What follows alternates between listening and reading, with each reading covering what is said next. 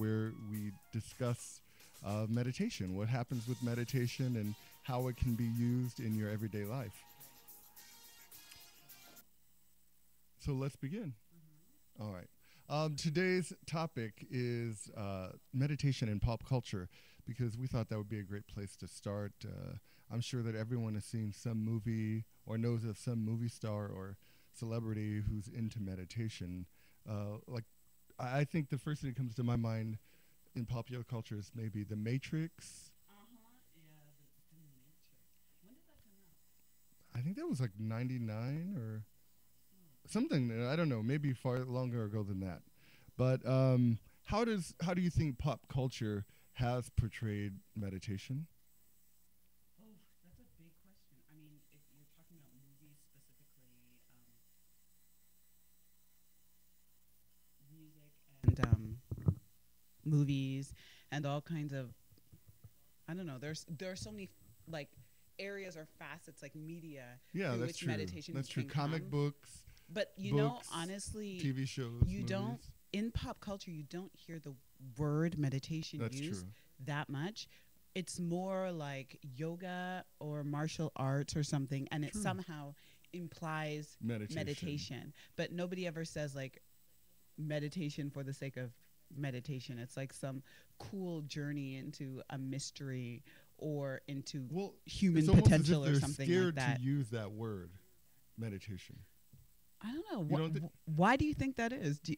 Well, one of the things that I see, and this is kind of a disservice, is every time meditation is depicted in at least a movie, Right. the person is a superhero or they're a super wizard or somehow they gain these superpowers. They're not everyday people. So it can be Neo in The Matrix or Right. or in Tron. It's Jeff Bridges' character. I mean, he created a whole world, but you don't see everyday people really engaging in meditation. Except maybe Tina Turner did, and what's love got to do with it? You know what it is that if you were to depict that in a movie, say like you just depicted regular people meditating, what would that look like? All you would see in the movie is like somebody sitting there and like, I don't know, closing their eyes, because that's what we think of as Right. meditation. Nobody thinks like, okay, somebody is going into the moment, going into a life experience, about to go on stage, and we think of that as meditation. That's something else. Although meditation, I believe, can be that also. It's more like the image of the person on the mountain going, ah. Yeah. And in a right. movie, actually, that's just not interesting. You're more interested in like seeing the outward expression of the phenomenon that's happening. So superheroes, all those things, like I think they're like the depiction. They're like icons of our deepest needs, or even maybe the internal process of becoming, say, like a master martial artist or whatever it is. So do you think that they're trying to communicate transcendence? You know, I think about even something as recent as the Karate Kid, that, you know, he overcomes all of his obstacles. Right. And through this meditative practice, he becomes this super martial artist. The question that I have to ask is first, what do you mean by transcendence? Well, when I say transcendence, I mean becoming more than you already are. So that means you start out as a caterpillar and you become a butterfly. So that when you see that caterpillar, there's no way you have any idea that that thing could ever grow wings, that thing could ever fly. And that's what, usually that's the kind of metamorphosis that happens in these kind of stories. So you're talking about metamorphosis. So transcendence is a kind of metamorphosis. Like when I think of transcendence, or like I think, I want to transcend, it's becoming, yeah, I guess it is. It's leaving a kind of shell behind and earning or going into hatching the egg, or going into a certain kind of freedom. For some reason, my ultimate thing is always like this big picture of freedom. That's always what, people might think love, like complete love or bliss or whatever, but for me, it's always this freedom I want to go into. Let's talk about a good example of that then. We started with The Matrix, so freedom, I mean, that really was the message of that story. Really? You don't think so? Well, how? Well, okay, so basically humans had become slaves. Oh, their energy was being used. Yeah. and they weren't really aware of their You're own right. energy, You're right. and they were actually hyper focused on their limitations. Oh, I'm clapping like a cheerleader. You because are I a got cheerleader. excited. Well, she's a valley girl, actually. But But actually, the reason I'm clapping like a cheerleader is because that's you hit on like one of the most key points. Actually, in the Matrix, like you see them all encased in the beginning, and right, they're all slaves, and they're all sort of and then you see this world, and it's just a programmed world, but they're all like slaves in this dark reality.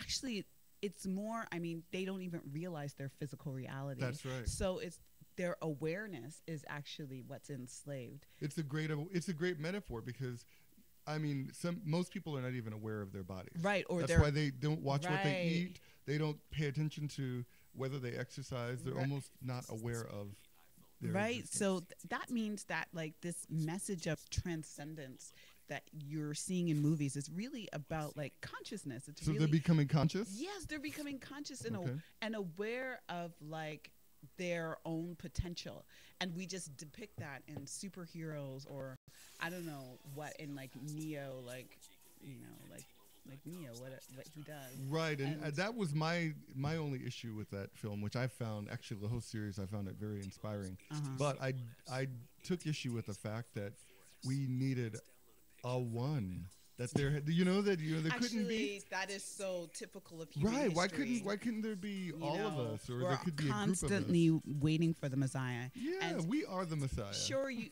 right, like each individual person is the Messiah, or has that seed That's right. inside of them that you're supposed to nourish and grow. There is no ultimate like It's not thing outside of that's, you. right, gonna Yeah. lead you, or it's the answer is really inside. But that being said, don't you think, oh, I guess you're right, like through the whole of that thing, it's like, but that's also the realization. Listen to me, I'm going from topic to topic, but No, but it's the same topic. But Neo is kind of the realization, like that actually whole movie. You could He's you a could, representation. yeah, you could think of it as about the investigation of self. That's so true. all the characters in the movie, like could represent some aspect Of the one self same person. and of That- your journey that I of will one accept. same person. That what I will accept. And about every Because the architect should be you. Exactly, And not so- some other being that's and even controlling the your red life. pill or the, Or the blue blue pill, pill, or right. going through all those whatever obstacles, even saving yourself. What's her name? The girl that's decked out in leather. Oh, you Who Trinity? Trinity. Trinity, she's constantly protecting Neo, but that's like an aspect of the self, know, Right. and then Ooh, now you're getting deep. I'm getting deep. And then everybody realizing or That's the psyche Every- protecting the right, or the, everybody the soul. realizing that they are the one. Because everybody is kind of the one, don't you think? But okay, I can see that, except for the Morpheus, the person who really took Neo out of the Matrix. He even said, "I am not the one. I came here to Like assist. to save the one, to deliver the Right. one, to assist the one." True that. Yeah, but overall, I mean, I'm not hating on it because I thought it was a beautiful film, and I really liked the message, and I hope that there can be a revival now in the 2012 Aquarian age. People can, make that message Right. real. So my next sort of itch is, okay, so you see all this like meditation and transcendence in movies, but does it translate into real life? Well, this is okay. So when I said that about real people, they don't show, and I wish that someone could show the little steps, the accumulation. And I know you want to try and depict something in a 2-hour interval or whatever, Right. but And it needs to be exciting. And it needs to be exciting and entertaining, but to depict that in intervals, to watch the change and growth, that to show that it's accessible to everyone. So okay, so going to another film like What's Love Got to Do with It? Tina Turner, this woman stuck in an abusive relationship. Right. That's You know, more that's realistic. more realistic. She accesses a mantra to help change her life pattern. And I think Right. that was like, she had the miracle the whole time and didn't know it. And I think that people can look at that and see, well, okay, I can access that. The only problem, again, is that, it's Tina Turner. So at the end of the movie, you see her on stage, and she's become a bigger superstar than she ever Right. was. But it should have been a lesson to all of us that we have the access to our greatness. Right. So I think that Tina Turner movie is like one example, but actually majority of what you see in films is fantastical. True. Even Yeah. the love stories actually are fantastical, Yeah. you know? And so what I'm thinking is that we go to the movies, we go to entertainment because it provides a sort of escape or even sometimes plays on our hopes and our wishes, and we get a kind of release there. Like, so we can't have the release in our real lives, so we go to the movie theater or we listen to music or whatever, and it provides that for us. But the flaw I feel, or the thing in that, is that we're not really bringing it into our own lives. It's just an escape route. I mean, how can people really cultivate that in their? Well, let's take that to the people who maybe hopefully our audience make that question. Right. You know, how can you affect your everyday life and make changes in meditation, or even Or better, bring do, them- do you have any example Right. where Or you've done that? bring the movies into your life. I think the most exciting Make thing, your life entertaining. yes, is to, without entertainment, to bring the movies into your life so that your daily life is that Interesting. Every And live in the moment, moment. is that Yeah, live in the moment. interesting because of your tremendous, awareness and presence. Why the silence? I guess You looked okay. introspective. I was introspective. I actually hoping that someone would give a question or how about okay? What about I was thinking of another movie too, like the Avatar, and I know that was The really Avatar? popular. Avatar, sorry, Avatar. Are you going to be The Avatar. all right? Well, Avatar, where people could basically take on another body, or the main character, Right. he overcame the limitations of his physical body by, Entering another entering another one. How convenient. Well, but also it's a metaphor. Again, when you think about it, if you're not Yeah. aware of your one aspect of yourself, Right. you can become aware of the next level of yourself in Yeah. order to transcend. Yeah, it's true. Avatar was one of my most favorite films. Actually, I watched that thing, I don't know, maybe 4 or 5 times. The Mhm. first time I watched it, I got chills. Like, I was sitting there and I was like, like, whoa, there was some truth there. Yeah, there was a lot There of was truth there. some truth there. So I feel like, let me think of that movie in terms of meditation or transcendence. Yeah, the concept that you're right, it's totally a metaphor for example, if you were to go into your awareness and your consciousness, people say, read books, all kinds of paranormal, near death phenomena can happen to Right. you, or you can begin experiencing life or having Or you recognize your connection to other people and exactly nature this and the rest of life. incredible connection. That's and true. your instinct and intuition develop in a way maybe you've never experienced before, and it's like your senses awaken, but not just your 5 senses, like Your kinesthetic sense. your kinesthetic sense comes to life. So I feel like Avatar, like what that was sort of like the message. So all the world that the Avatar lived in was kind of a representation of that kinesthetic sense, of that sixth sense of or an the world expanded transformed. reality. Yes, Actually, an expanded reality. Yeah. Ooh, that's cool. Doesn't it make you want to, experience an expanded reality? Well, and okay, so this goes to another point that you said, why people go to these points in entertainment is that there's a little bit of escapism, Yes. and they're trying to get out of their life situation, but not Right. recognizing actually they need to actually go deeper in to those life experiences. That's really the key. Yes. Going deeper into the experience, because every experience has not only a great lesson, but also some entertainment. So one thing about Jake and the Avatar is, or one thing actually, not just about Jake and the Avatar, but all these like superhero characters, they go into it like, Right. yeah, like, so something will be happening, they go all the way through the experience. They don't avoid anything. Actually, if they avoided, then the movie would not be interesting. So Right. whatever's going on with them, whatever emotion they're having, whether they love somebody, don't like somebody, whether they want to kill somebody or whatever, they fully go Engage. into it and engage, and that's why they're so fascinating Right. and like compelling. So imagine if all of us, you know, like, So if we were, we're if we, that if we were to be the momentary. hero, Ooh, I yeah. want to be a hero. So if we're to be the hero, then we have to I am a hero. not only live in the moment, but we have Right. to embrace our circumstances, engage within our circumstances, become fully Yeah. alive. You know, when I think about even Greek or Roman mythology, the hero was always someone who had a great sense of purpose. So Yeah. every trial and tragedy that happened in their lives somehow applied to their great purpose, and that was the Right. key to them overcoming the obstacles. Oh my God, that really touches my heart. You know what that makes me feel like? I'm like, when we're all talking, we're talking about this, it just makes me think of love. I'm like, oh, I need to go more into love, like Yeah, that I love emotion. Yeah, I know you love.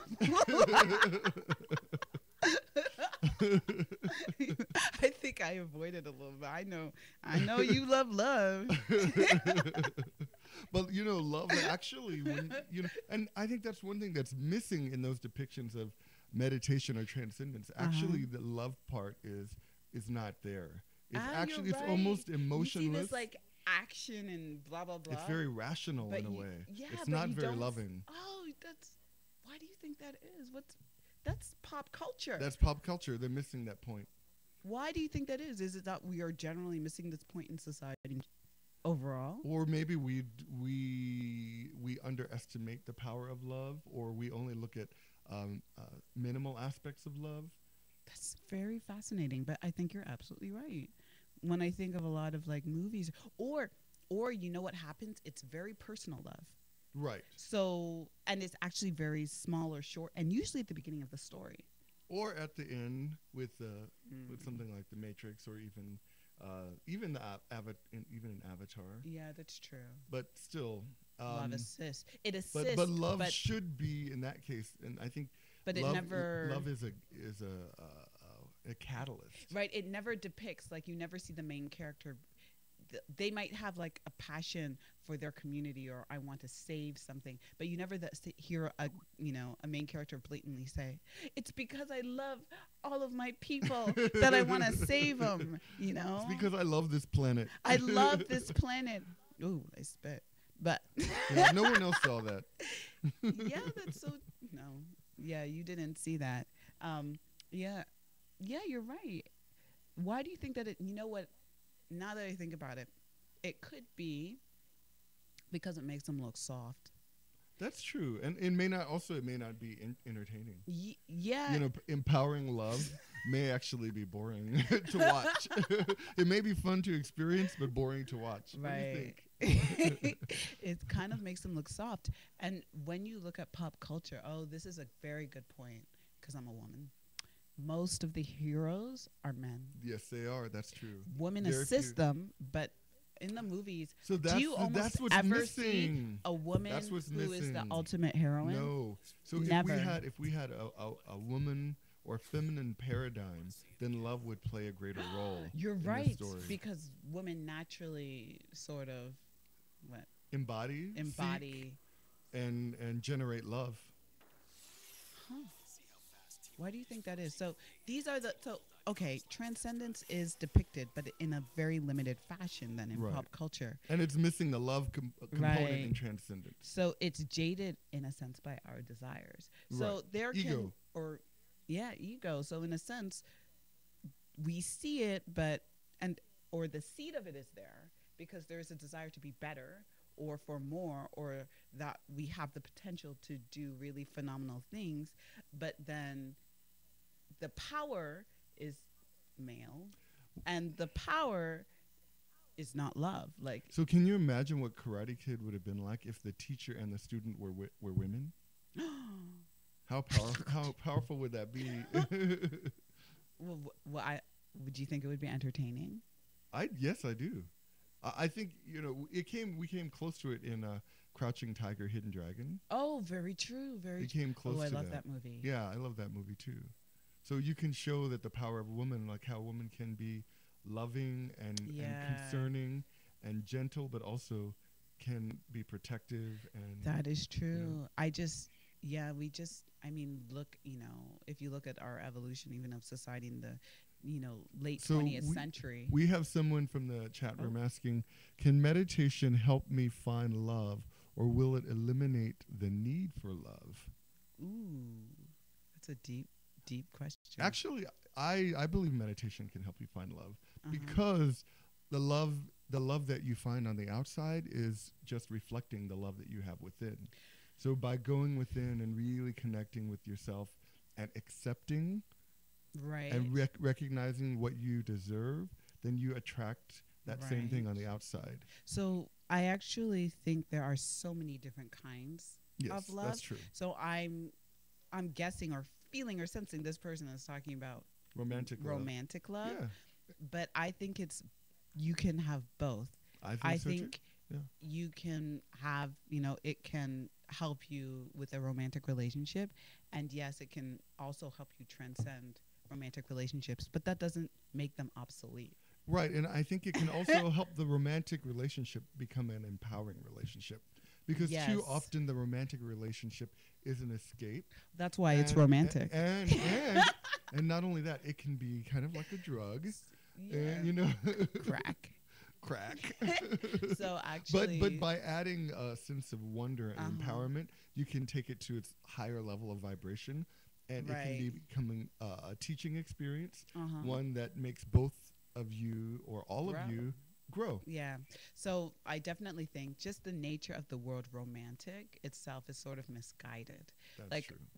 just because you have like romantic paintings, many things can be romantic, and it implies a sort of fuzzy Fantasy. fantasy Hmm. of what something is supposed to be like, what a relationship or what the experience is supposed to be like, when in fact, like the hard reality of it, can be, well, Disappointing. sobering. Yeah, sobering.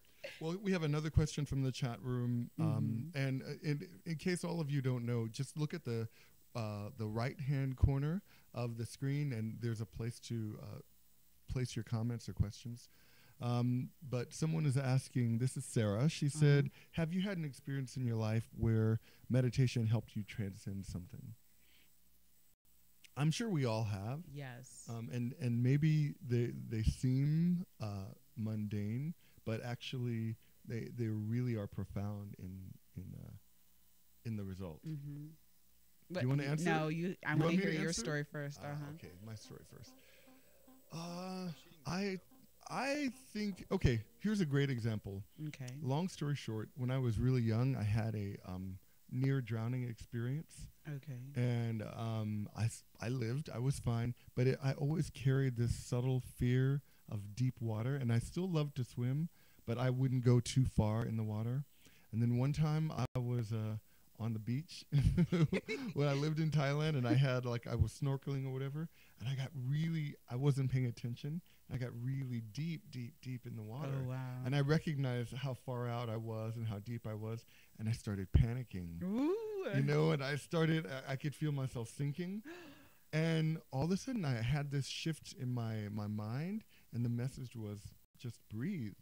And I just started deeply breathing and relaxing, and it was funny, it was fine. I really, all of a sudden, that deep fear that I had of the deep water Right. left, and I just started breathing and relaxed, and I looked up at the sky, and I looked at the water, and it was such a beautiful place, and I transcended that Experience. experience. Wow. That's very cool. I would say the story that's coming to mind now. I'm sure there's so many more. Is I used to be a runner. I used to like I used to how can I say, like I was like a college varsity Mhm. athlete. I did run for Canada at one point, and I was specifically a triple jumper and a long jumper. And as part of our training, we learned how to I guess it was to use our minds to create the Mm. result. Mm. So without even really being entirely, I have to say, I don't know how conscious I was, though I knew what I was doing something. I used to, the night before my competitions, I would repeat the race or the event in my mind. It could be like 1,000 times. I would Wow. repeat it in my dreams, everything, like every part of my mind would do it over and over again. And usually, when I first started watching it in my mind, I would close my eyes. I wasn't winning, or it wasn't the result I wanted.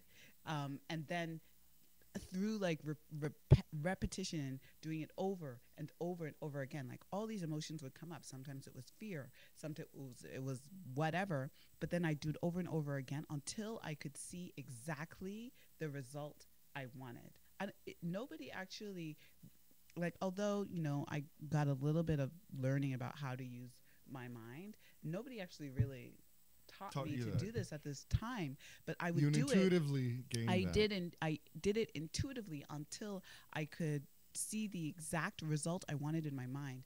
And when I could see the exact result I wanted, I knew like it would be mine, and it Wow. always was that way. Wow. And I learned this. I gained, like, through years and years, this tremendous power in myself to create the results I wanted. So I that's a knew if I focused, I knew if I just used my mind like that, it was going to happen. That's great. So that brings us to actually another question from the chat room. Uh-huh. Christine asked, I can see how meditation can help my life by helping me deal with stress, but it really give us superhero like powers? Isn't it just in the movies? But I think you're telling us that Oh, yeah, yeah, actually yeah. you can gain powers. I mean, I don't know if you learn to fly, but Well, actually you're flying over your yeah, obstacles in a and way, let me tell you, metaphorically. also physically, Did your speed increase when you did yes, that? my lungs were weak. So I went through like very serious, hardcore, painful training, for many, many, many years. And when I first started, actually, nobody wanted to train me. Um, and because they just thought I didn't really have any potential, but I just really thought I did. Mm. And then eventually, I started winning, I started doing better, and people would, pay attention to me. And then the trainers would, actually train me until the coach I eventually had was like my coach The for top coach. a long, long Yeah. time.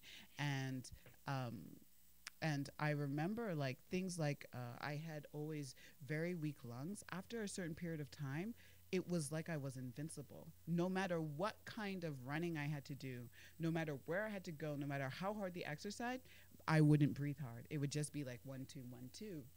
You know, it was unbelievable, the physical, like how my physical reality. I know. Sorry. Yeah. About how my physical reality changed.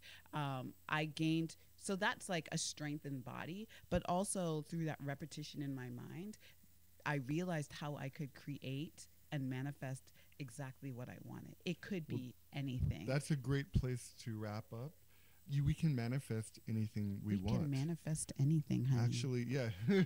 Oh, yeah. It's possible. It's possible. So we really thank you for joining us in our first episode of OMG, OMG. Our Meditation Generation. Generation. And we hope to see you again next time. And please feel free to send in your questions or comments and give us some ideas for our next show. Bye bye. Bye.